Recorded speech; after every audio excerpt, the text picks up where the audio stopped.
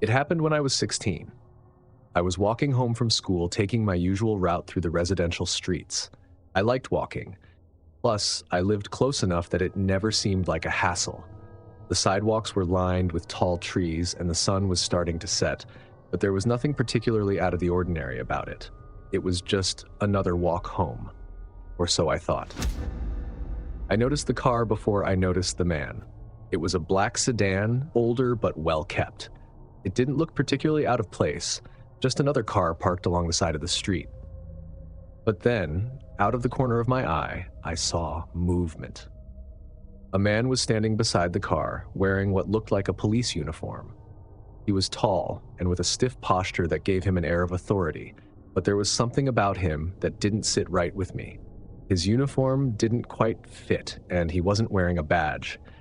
I tried to tell myself it was nothing, just someone out for a walk or maybe a plainclothes officer, but something about the way he was watching me made me feel uneasy. I kept walking, trying not to make eye contact, but I could feel his gaze following me. As I passed, I heard his footsteps behind me.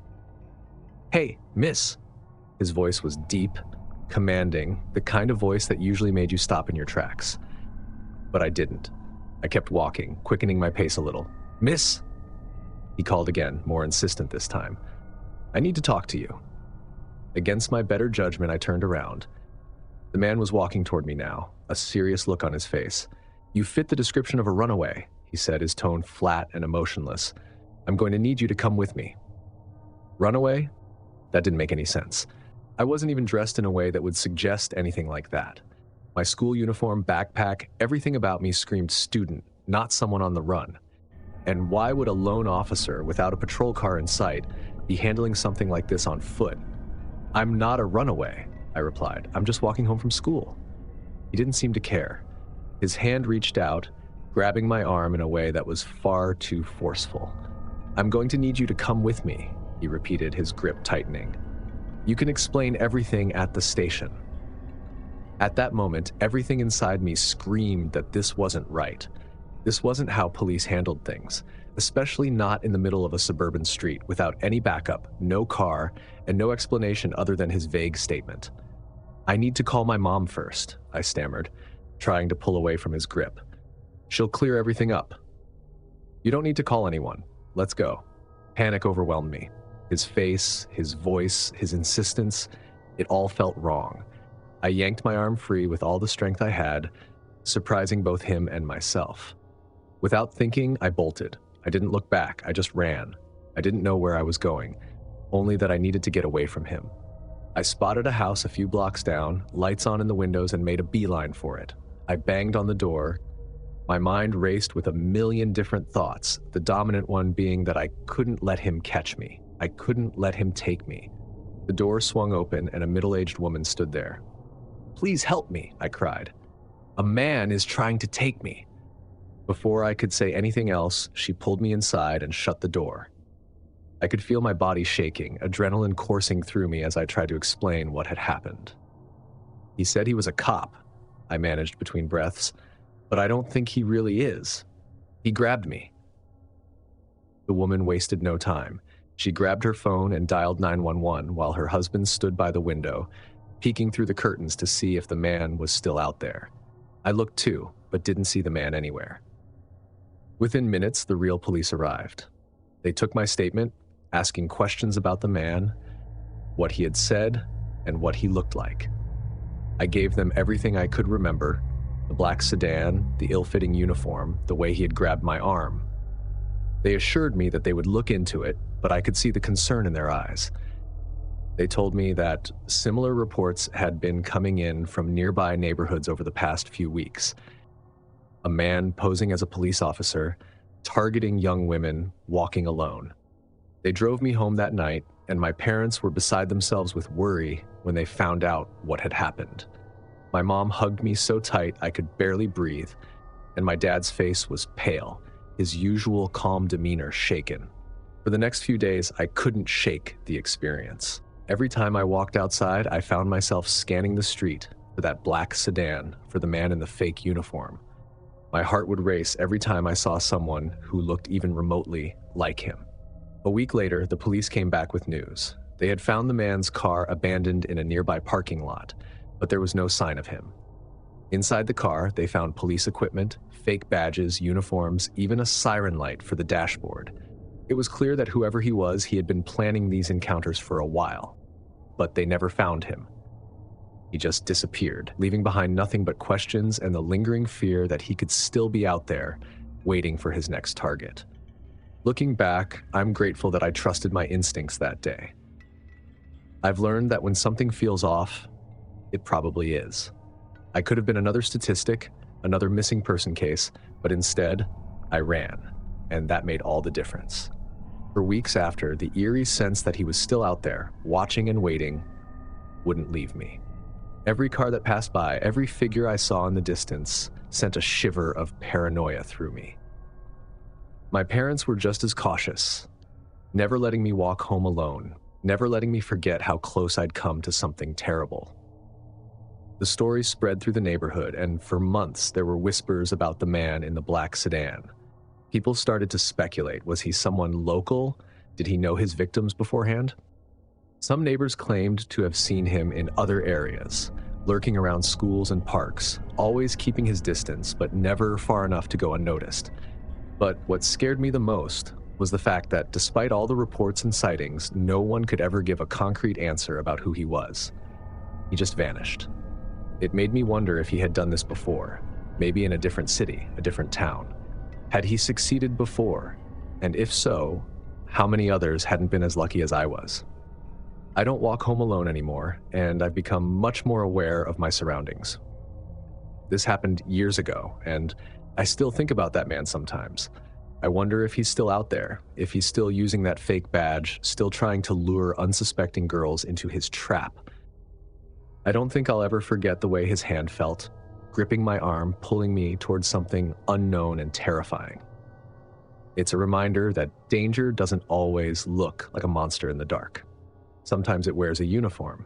Sometimes it pretends to be the very thing you're supposed to trust, and that's what makes it truly terrifying.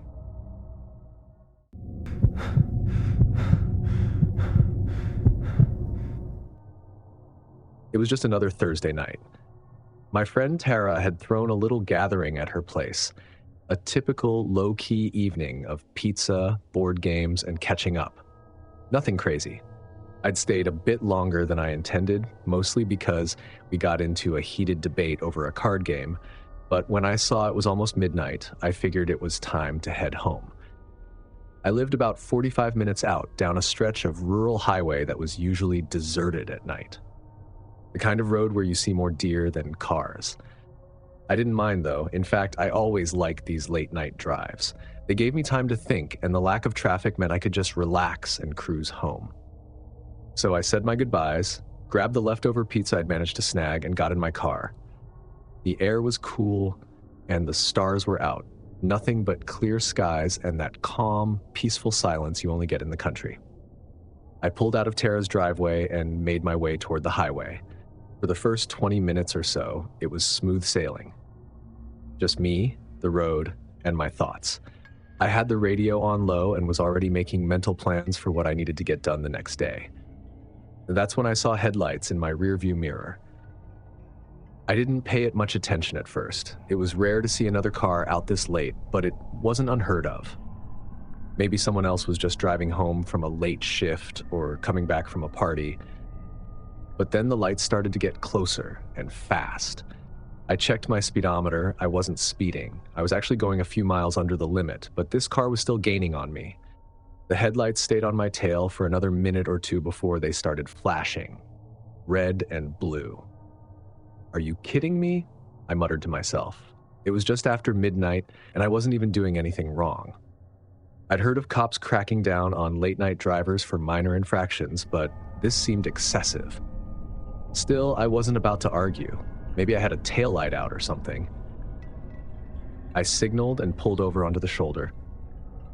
The car behind me followed, but something didn't sit right. They hadn't turned their headlights down to low beam, which cops usually do so they don't blind you when they walk up to your car. I squinted into the mirror, trying to get a better look, but all I could see was a shadowy figure behind the wheel. The engine of the car behind me cut out, and I heard a door open. My stomach twisted a little, but I brushed it off. I'd never been pulled over before, but I knew the drill: hands on the steering wheel, polite, cooperative, and no sudden movements. I looked around the car to make sure everything was in order. Nothing to worry about. Then I saw him. The figure walking toward my car wasn't in a uniform. No reflective vest, nothing that even remotely resembled what a cop should wear. He was in dark clothes, jeans, and a jacket, and he had a baseball cap pulled low over his eyes. The way he moved made me feel uneasy, like something was wrong. He wasn't carrying a flashlight either, which seemed odd, given how dark it was.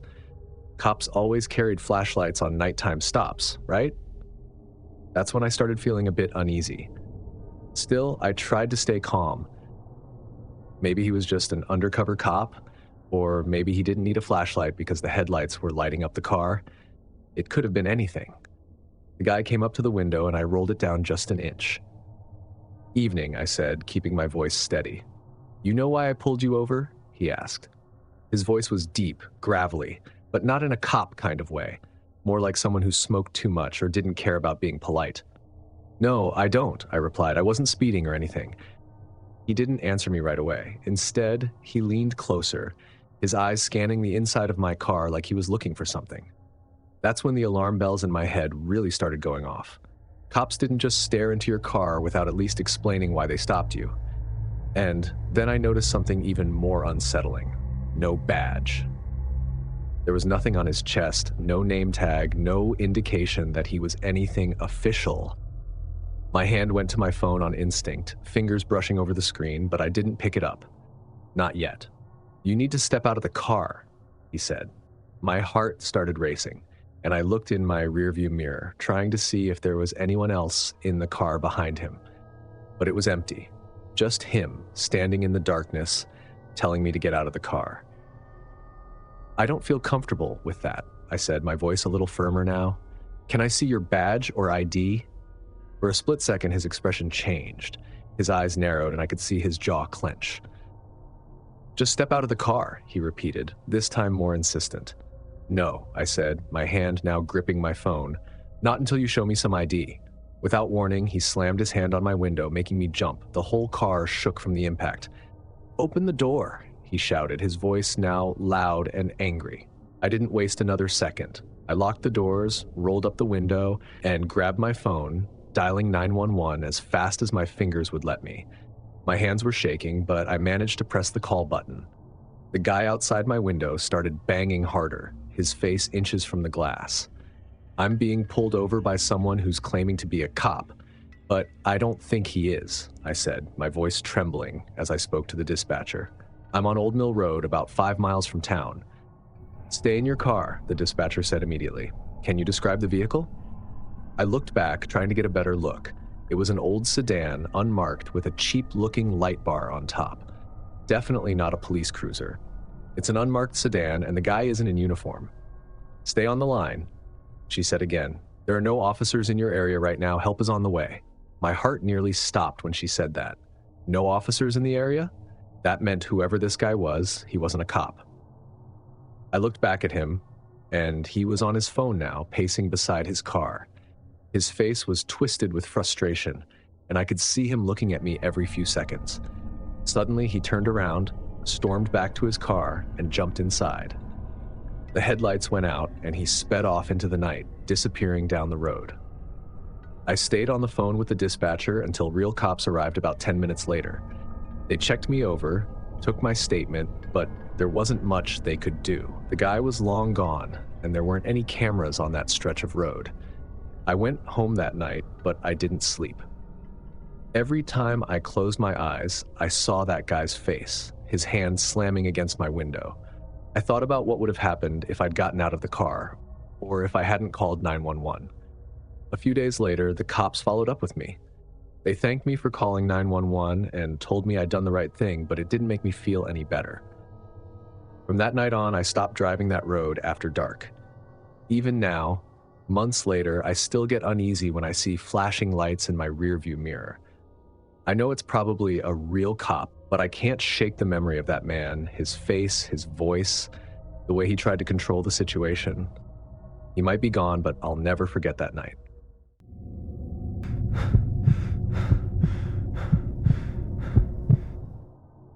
The plan was for a calm, relaxing weekend escape.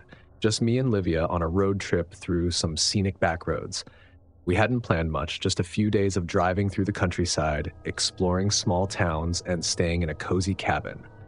A spontaneous trip, something to break away from the routine. We both needed it. We set off in the late afternoon on Friday, the car loaded with snacks and bags stuffed with our clothes. The sky was that perfect shade of deep orange as the sun began to set, casting a warm glow over everything, the kind of light that made you feel like you were in a painting. Livia was taking pictures with her phone, capturing the beauty of the fields and trees as they rolled by. "I love this," she said, smiling as she showed me a photo of the road ahead. "Just us, no stress, it's perfect." I agreed. Exactly what we needed. No work, no distractions, just peace. The first few hours of the drive were easy, filled with laughter and light conversation. We passed small towns, their main streets lined with quaint shops and winding roads that cut through forests and fields. The farther we went, the fewer cars we saw. Soon, we found ourselves on a narrow, two-lane road surrounded by thick trees, the sky now fading into dusk. "I think we're getting close," I said, looking at the GPS. "The cabin should be another 30 minutes away." The road ahead was empty, not a single car in sight. The trees loomed on either side, casting long shadows as the last bit of daylight slipped away. A chill began to settle in the air, and I turned up the heat in the car just a notch. As we drove deeper into the forested area, I started noticing how quiet it was. The usual background noise of the city was long gone, replaced by the soft hum of the tires on the asphalt. "Creepy, huh?" Livia said, peering out the window. "It's like we're the only ones out here." "Yeah," I agreed. "We're in the middle of nowhere after all." We hadn't seen another car for miles when suddenly something appeared in the distance, small flashing lights bouncing in the darkness, and as we got closer, I saw the unmistakable glow of orange traffic cones. Up ahead, the road was blocked by several cones, and a man was standing beside them, waving a flashlight toward us. He wore what looked like a uniform, though it was hard to tell in the dim light. "Roadblock?" Livia asked, leaning forward. "There's no construction marked on the GPS," I said, slowing down the car. We came to a stop a few feet away from the cones, and the man approached the driver's side. I couldn't see his face clearly, but something about him made me uneasy. The uniform wasn't quite right. It looked more like a cheap security outfit than something official. The flashlight beamed directly in my eyes as he gestured for me to roll down the window. "Sir," he said, "I need you to step out of the vehicle." Immediately, alarm bells went off in my head. What kind of cop asks you to step out of the car without giving a reason? There wasn't a police car in sight, and his uniform, something was seriously wrong. I looked at Livia. She didn't say anything, but her eyes were wide and she slowly shook her head. "This doesn't feel right," she whispered. My hand hovered over the window button. "What's the problem, officer?" I asked.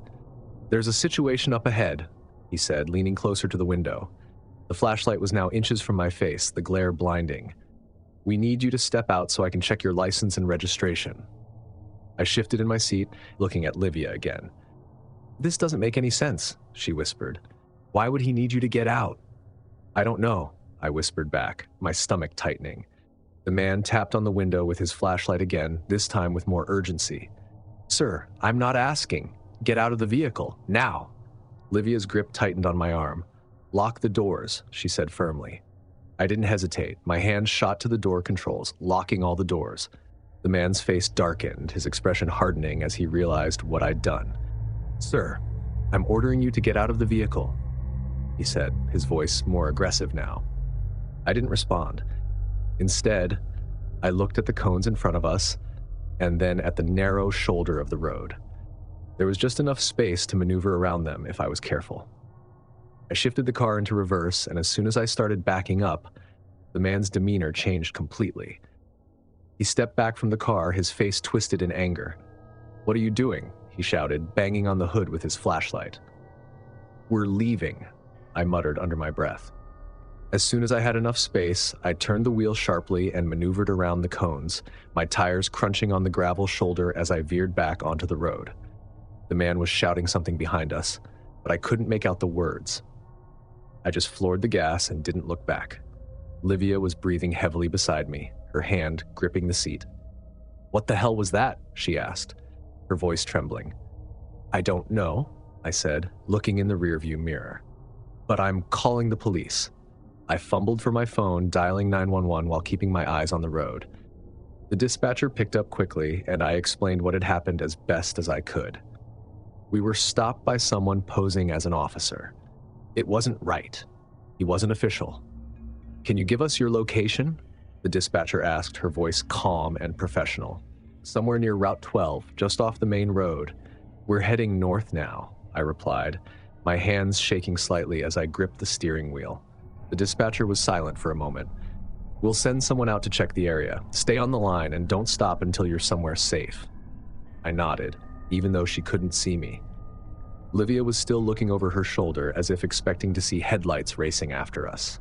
"Are they following us?" she asked, her voice a mixture of fear and disbelief.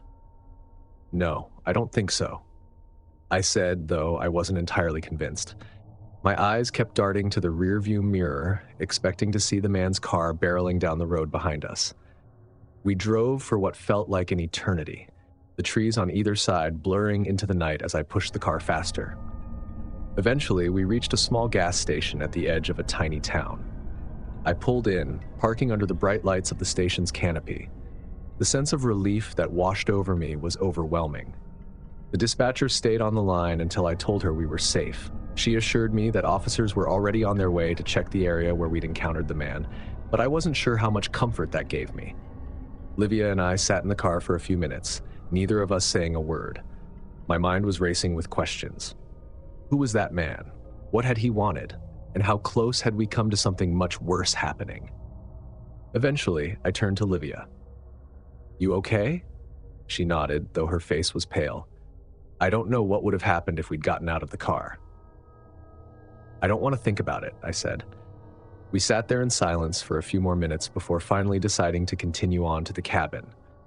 We were both shaken, but there was nowhere else to go, and the thought of turning back was just as unsettling as pushing forward. When we finally arrived at the cabin, the place that was supposed to be our cozy retreat now felt too remote, too isolated. Every little noise outside made me jump, and Livia kept the blinds tightly shut. We didn't talk about what had happened, but it hung in the air between us, unspoken but heavy. The next morning, I got a call from the local police. The officer on the other end told me they had sent an undercover unit to the spot where we'd encountered the roadblock. When they arrived, they arrested the man who had been trying to stop us. But that wasn't the worst of it. There were 3 more men hiding behind the bushes, all waiting for the right moment to ambush whoever fell for their trap. The officer explained that this group had been targeting people on isolated roads for weeks. "You two were smart to trust your instincts," he said. "Things could have ended much differently." I thanked him and hung up the phone, feeling a mix of relief and disbelief. Livia and I packed up to leave, both of us quieter than usual. "We were lucky," she finally said, breaking the silence. "Yeah, more than lucky." As we drove home, the weight of what could have happened lingered in the air between us. I couldn't stop thinking about how close we'd come to something truly horrific.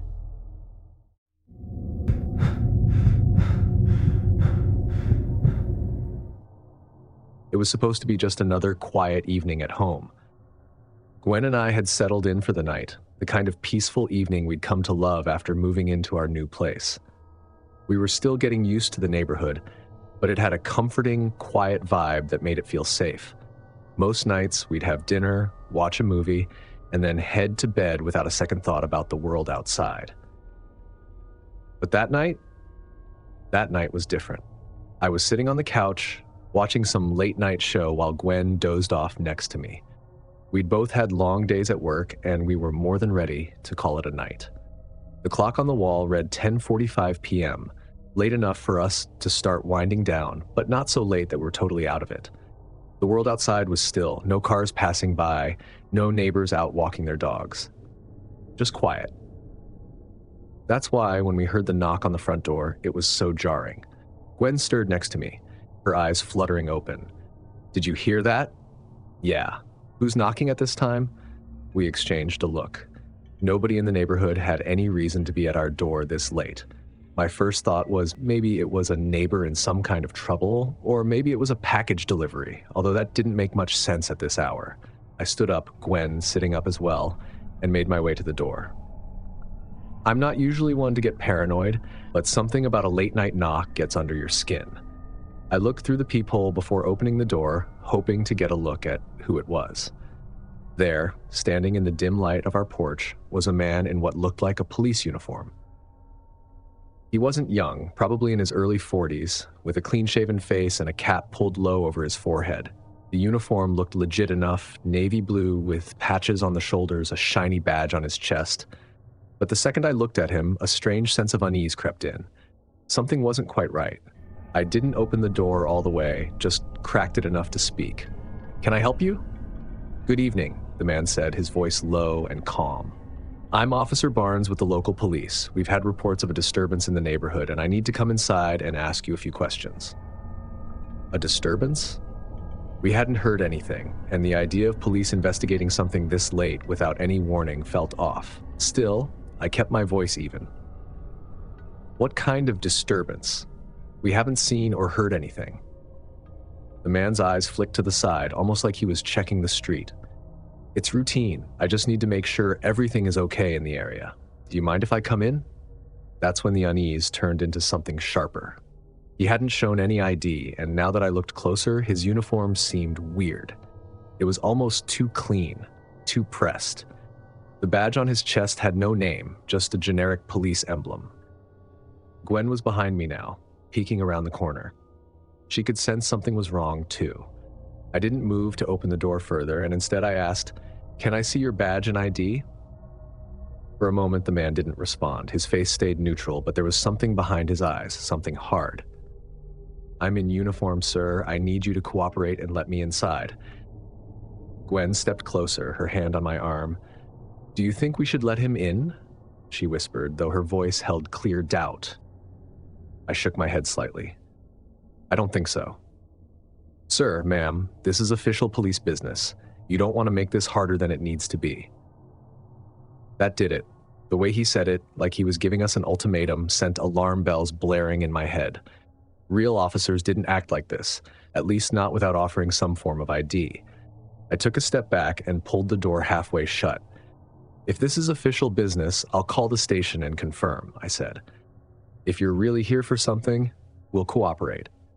The man's face darkened. He stepped closer to the door, his voice dropping to a low, almost threatening growl. "Sir, I'm not asking again. Open the door." At that moment, my instincts kicked into high gear. This wasn't a cop. I didn't know who he was or what he wanted, but he wasn't with the police. I stepped back fully, pulling the door shut and locked it. Without missing a beat, I grabbed my phone and dialed 911. Gwen was standing next to me now, her face pale. "What's happening? Is he still there?" I held the phone to my ear as it rang. "I don't know," I whispered, "but something's not right." When the dispatcher picked up, I quickly explained what was happening, that a man claiming to be a police officer was at our door, demanding to come inside, but refusing to show any ID. "Stay on the line," the dispatcher said. "Do not open the door for anyone. We have no officers assigned to your area tonight." That sent a jolt of fear straight through me. "None?" I asked, my voice louder than I intended. "None," the dispatcher repeated. "We're sending a unit to your location right now. Stay inside and keep your doors locked." I hung up and looked at Gwen, who was staring at the door with wide eyes. "They said there are no cops in the area." Her face went white. "Then who is he?" We both stood there, frozen for a moment, listening. There was silence from the other side of the door. I took a step forward and peered through the peephole again. The man was still there, but now he was pacing on the porch, muttering something under his breath. His whole demeanor had changed from calm to agitated. He kept looking toward the street, like he was waiting for something. Suddenly, he stopped and looked directly at the door. Even though he couldn't see me, it felt like his eyes locked onto mine through the peephole. He took a step toward the door again, and my heart skipped a beat. "Sir, I know you're still there," he said, his voice louder now, more aggressive. "Open the door. We need to talk." I backed away from the door, shaking my head. "I don't think so." Gwen grabbed my arm, pulling me toward the living room. "What do we do?" she asked. "We wait," I said. "The real police are on their way." But as I said the words, doubt crept in. What if this guy didn't wait? What if he tried to force his way in? I didn't want to think about it, but the thought was there. Minutes passed like hours as we stood there, waiting for the sound of sirens, waiting for anything that would make this nightmare end. The man knocked again, harder, but we didn't move. I wasn't about to give him another chance to get inside. Finally, we heard the distant wail of sirens approaching. The man on the porch must have heard it too because he stopped knocking. I peeked through the peephole one last time and saw him walking away from the door, his pace quickening as he disappeared into the shadows. The real police arrived moments later, 2 officers in full uniform. They knocked on the door, and this time, when I looked through the peephole, I saw the real thing. Badges, name tags, everything in place. I opened the door cautiously, relief flooding through me as they introduced themselves and stepped inside. After explaining what had happened, the officers told us they'd searched the area for the man. They didn't find him, of course. People like that don't just wait around to be caught. He probably wasn't working alone, one of the officers said. Sometimes they have someone waiting around the corner, ready to move in if things go wrong. That thought made my stomach churn. We were lucky, I realized. Lucky we hadn't opened the door, lucky we trusted our instincts and called for help before things could go any further. When the police left, Gwen and I sat on the couch, still shaken but thankful that the night had ended without anything worse happening. "I can't believe that happened," Gwen said softly, staring at the locked door. "Right here, in our neighborhood." "Neither can I. But from now on, we trust ourselves before anything else." And that's exactly what we did. From that night on, we were more careful, more aware of the world outside our door. We installed extra locks, set up cameras, and made a pact to never let our guard down because you never know who might be knocking. If these stories left you questioning who's really behind the badge, you're not alone. Don't forget to hit that like button and subscribe so you do not miss the next creepy stories. Trust your instincts and always stay cautious when something feels off. Have you ever experienced something like this? Drop your story in the comments. I want to hear all about it. Stay safe. Thanks for watching, and I'll see you in the next nightmare.